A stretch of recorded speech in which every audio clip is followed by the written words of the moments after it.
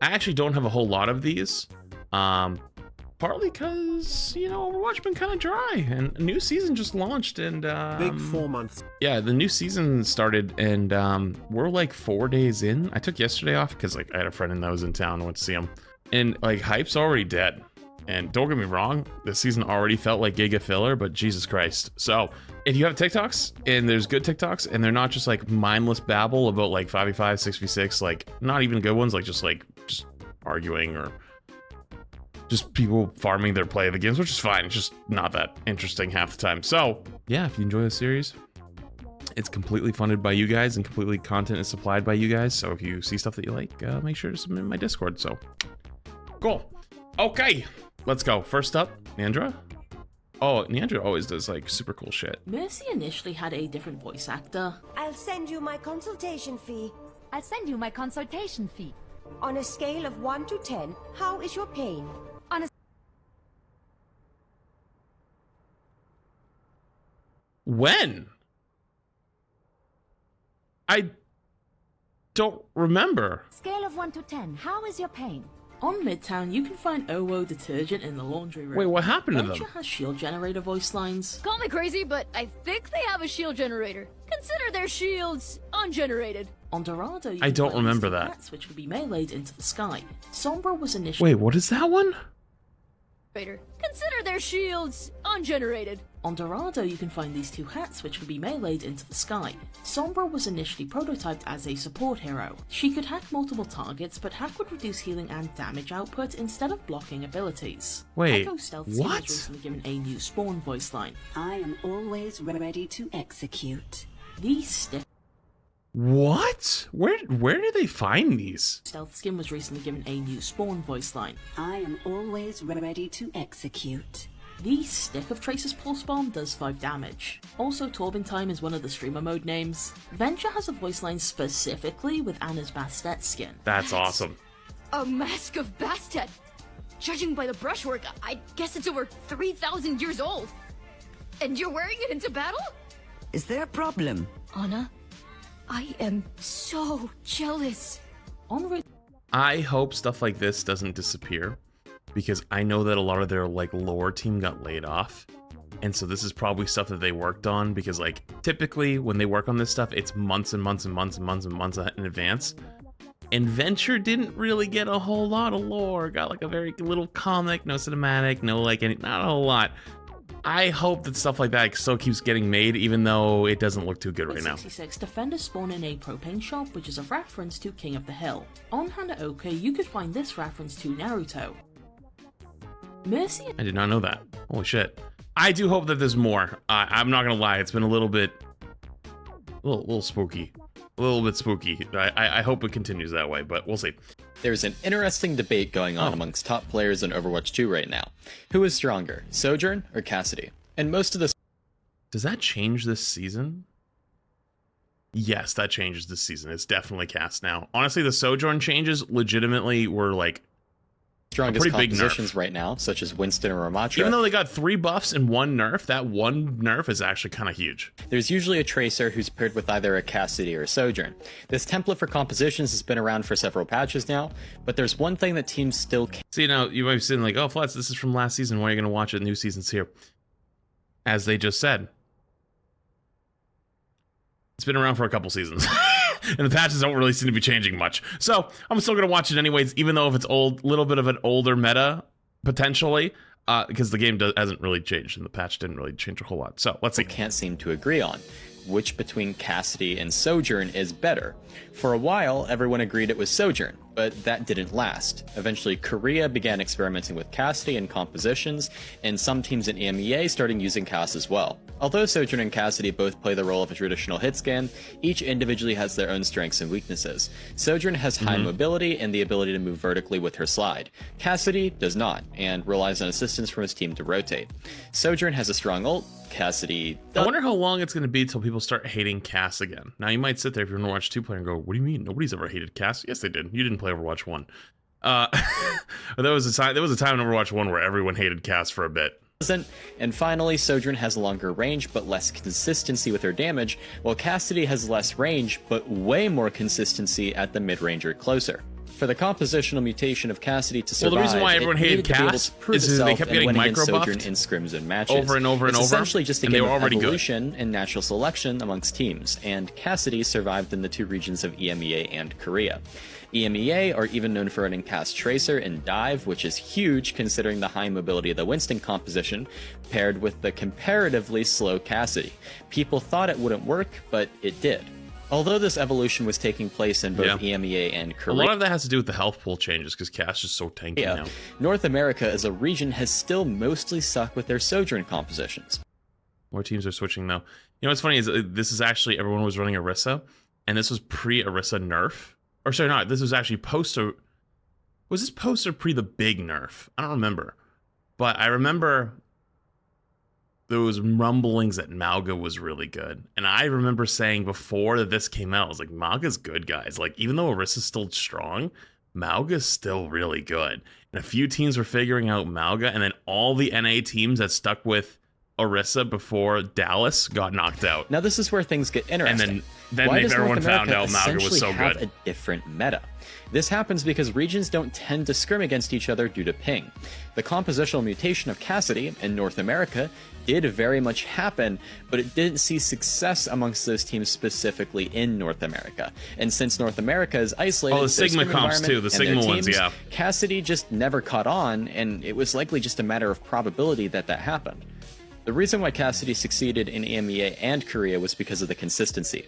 At the mid-range, you could think of every Cassidy shot as a half-charged railgun shot from Sojourn. A good Cassidy is extremely dangerous. To a Lucio who peeks a little too far, to a Tracer trying to run on your backline, even for the enemy tank, Tik Tok, OC does really, really good content. Can burst relatively easy with Fan the Hammer. These regions do still run Sojourn. You can actually tell like they've built up so much confidence over the past year making these, and it's like as well. Some teams still only run Sojourn, but for those teams that run both, the map dependency makes perfect sense. You want to run Sojourn on long-range maps such as Colosseo, and run Cassidy on short-range maps such as Eichenwald. For the mid-range maps, the choice can vary, but it tends to lean towards Cassidy as well because that consistency with damage is just that strong. True.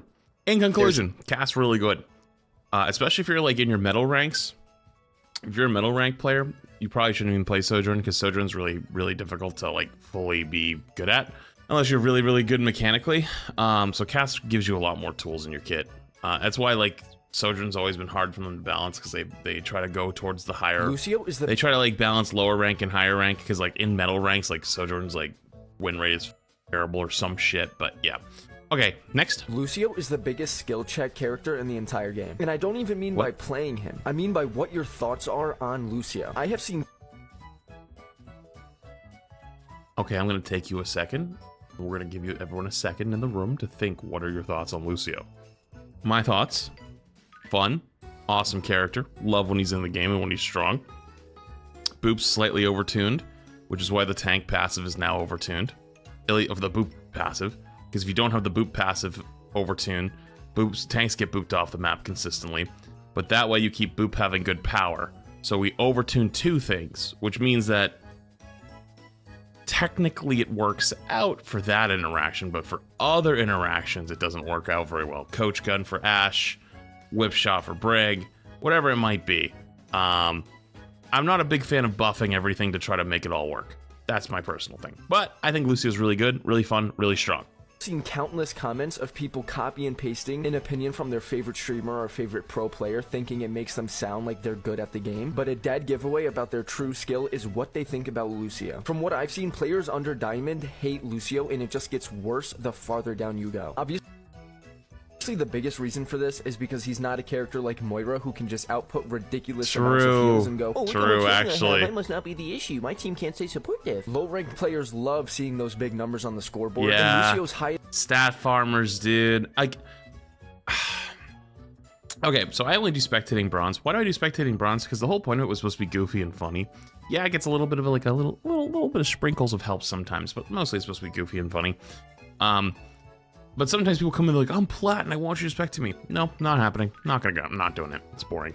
But then they're like, but I just had a game where I went 26 and 6 and had 48,000 damage and lost. And it's like, How'd you have 48,000 damage and only 26 kills? And it's just like, oh, you guys are all staff armors. You're just sitting there shooting your tank, and the supports that they're shooting the tank, and it's just like, Lucio is a speed character. You want to use the utility, but people don't do that. They just stand there and want heals. His impact can't really be quantified that way, meaning for a lot of players, he falls into a similar category as Brig, where pretty much if I can't see it, then it didn't. You know, Brig has had a glow up in Overwatch too. Real talk. When you talk about the most broken characters in Overwatch anymore, Brig doesn't get brought up anymore. Granted, I still think the bash stun is stupid because it's the size of getting hit with like an 18-wheeler trailer, and I really don't like the support, the CC creep we've brought back. Started with Brig, but you know, overall, it ain't that bad no more. Now it's like Orisa, Malga, Sojourn, Widow. You know, Brig had a redemption arc. Happen. And because those two characters' value is kind of hard to see, 8 like to Brig's 8 months. Inspire not really having much of a visual, and it being pretty difficult to tell if Lucio's speed boost is what made the difference during a fight, a lot of lower ranked players will write Lucio off as a troll pick or a no value pick, when in reality he's been consistently one of the best supports in the game. Really, he's just Mr. Misunderstood.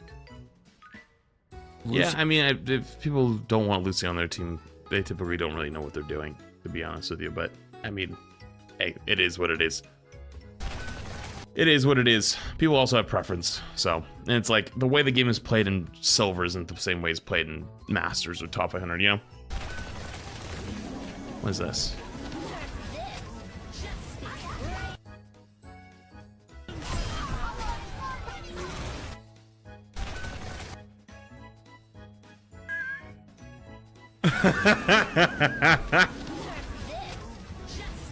No, what are the chances of that? That's awesome. Holy shits. Literally the top comment is, man, what are even the chances? That's sick. Blizzard doesn't know how to balance tanks in 5v5. Oh, no. All right, I'll let him, I'll listen to a little bit because I don't have a whole lot of these today, but I really don't want to do fight. Listen, okay? We're doing it right now. I am getting sick of the way they do tanks. They are blow at it. They suck balls. They are so bad at it. They don't know what they're doing. I'm like one more bad Malga Orisa tank hog patch off of becoming a 6v6er. I don't care. I don't care. You can have the clip. Go ahead. You have it. There you go.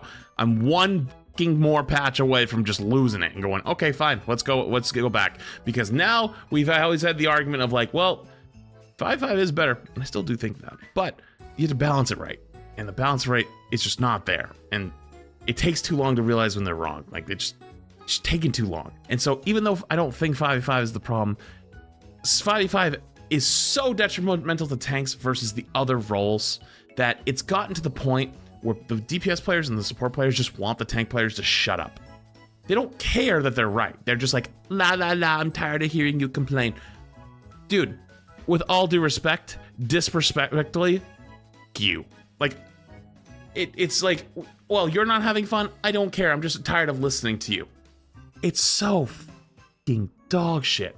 And so, like, even though the 6v6ers sound like a cult when they talk half the time, at this point, I would actually, I'm starting to lean back that way, so at least I can play the game again. You know?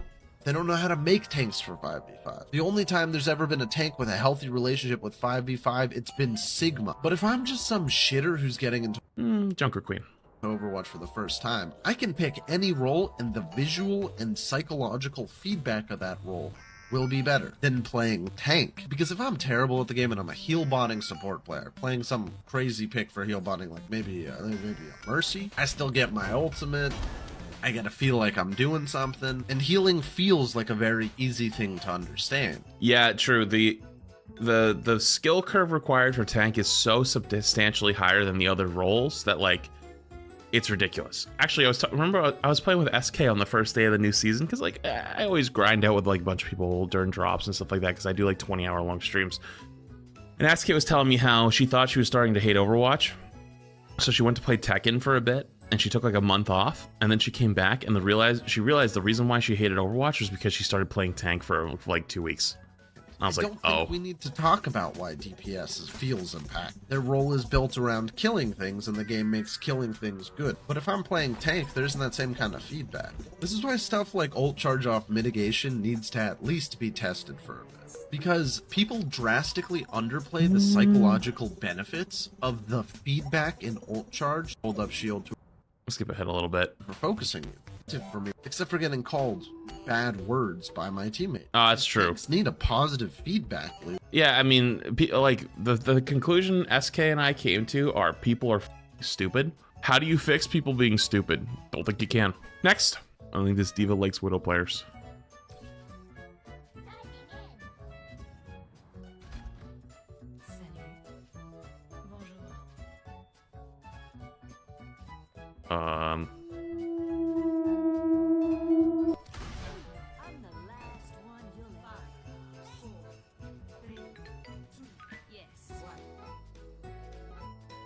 She said thanks and left. You know, there is actually a disproportional amount of players at any time. Even, okay, and I've noticed this especially with like the streamer mode. I lock Widow in a quick play game and I'm not even doing anything. I'm like 5 and 6. And they went Sombra, Diva, Ball, off the rip. And like, I literally spend the entire game sitting there, like waiting for the Sombra. I don't do that. I just sit there, right? I don't say if I don't even fight back. I wait for the Sombra, and they will always come out like clockwork. And they just sit there waiting, and I'm like, dude, how are you having fun? All you're doing is sitting there in the shadows, waiting for me to look the opposite direction. And like, I've watched the play. I went back, watched the replay viewer, and I'm staring at them, and they're in Viz, and they're like sitting there waiting for me to turn the other way. Because the second I turn away, then they can shoot me from behind. But if I don't turn around, they're trying to like get around me. I'm like, oh, where's he going? I'm like, how are you having any fun? Anyways, next. Last one. I told you it was short. I told you this one was going to be really short. Last one. POV, you play tank.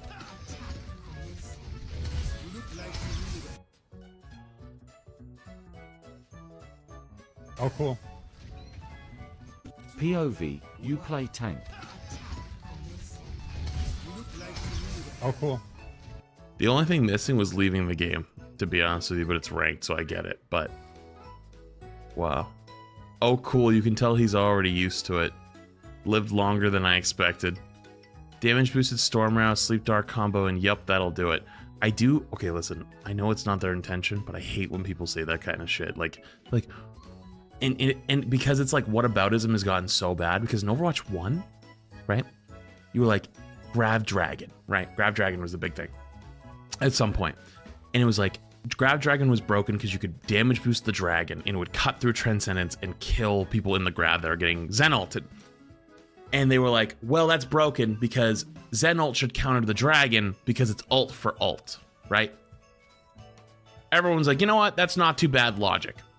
We nerfed it, we moved on.